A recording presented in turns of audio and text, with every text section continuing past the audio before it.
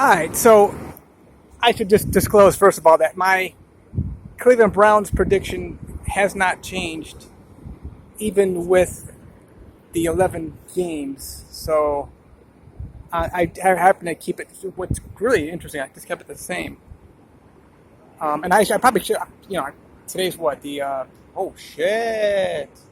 So one was Thursday, Friday, 34, 5, 6th. Is that right? Today's the 6th of September.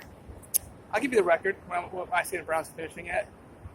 Cleveland Cavaliers, oh my God, this is, even before Donovan Mitchell, I had us compete. I mean, literally looking at the finals. But anyway, yeah, it's gotten better. Browns, oh, it's not pretty at all. So it's just a bunch of hype right now. That's what we're looking at with regard to the Cleveland Browns. Anything that they're going to do good. But I see the Pittsburgh Steelers really having a great season, surprisingly, I should say. I mean, a very, very good season, at least 12 wins for the Steelers. And then, of course, Baltimore. The reality is this. What's that kid's name? Lamar Jackson. I think he's been to the playoffs like three of their previous four seasons. And then, of course, you got the Bengals, which that's a problem with the Bengals. I can't see them doing another, even slightly as good as they were last year.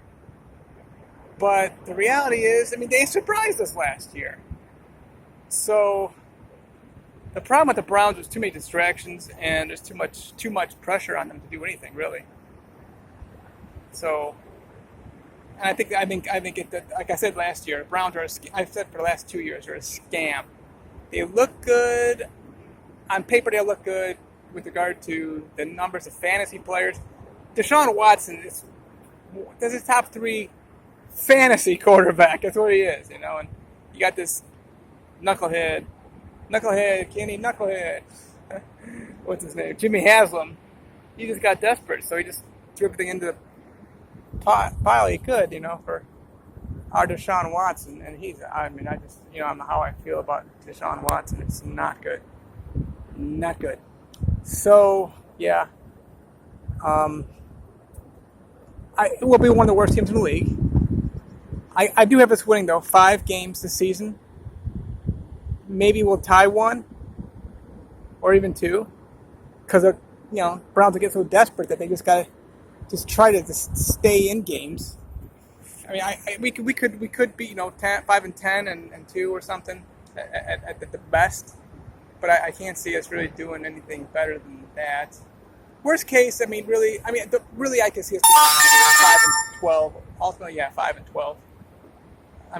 Just to be as candid as possible and just looking at because they don't play a football game.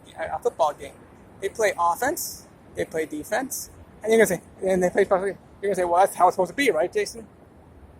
It's not a football. Like Eric Spoelstra. Okay, he set up he played a team game of both sides of the ball, offense, defense.